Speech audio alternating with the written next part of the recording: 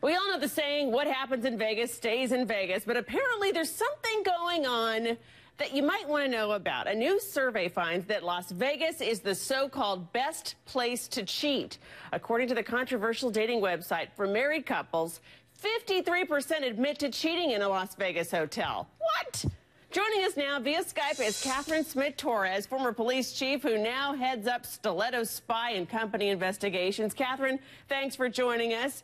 According to this website, AshleyMadison.com, there are so many cheaters in the month of September that they've actually dubbed it National Infidelity Month. I mean, that's awful.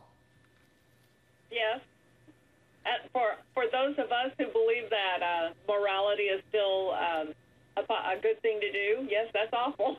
Now, is cheating on the rise in this country? It almost seems like it is because we hear about it more often nowadays.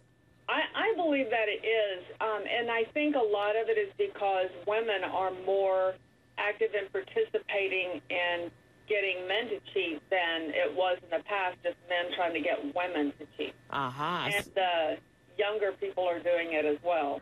What do you think, from your experience, what are the telltale signs that a spouse is cheating? You know, I have a lot of those tips on my website if we don't get to all of them here, but one of the biggest ones is all of a sudden the secret phone calls, and your phone is always upside down so that people can't see who's calling in, and whenever they take their phone calls now, they're starting to step away from the group so that they can accept these phone calls.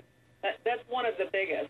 And the cell phone bill, you'll see a lot of minutes on the cell phone bill that you didn't see in the past.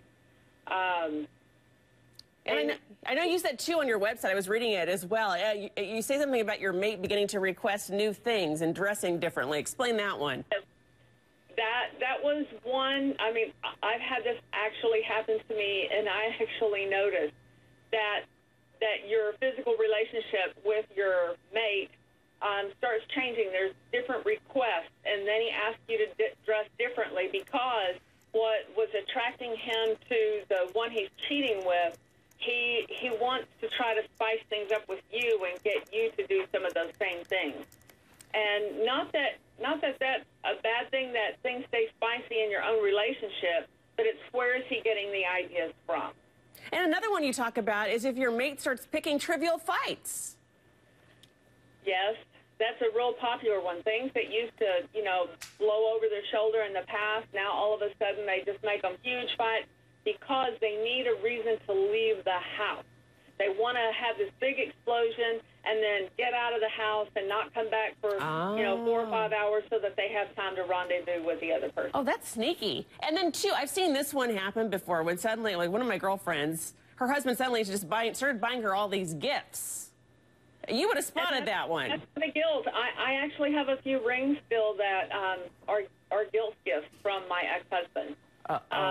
It just relieves their conscience a bit. Also, if your mate needs more affirmation, is what you say on your website as well.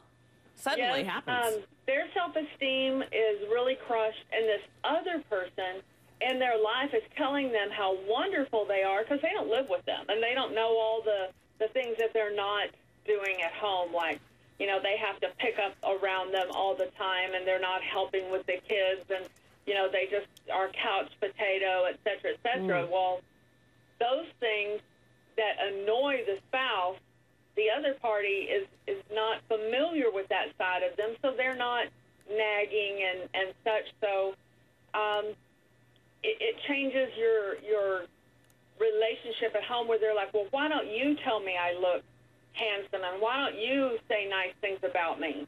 I'm tired of hearing only negative things.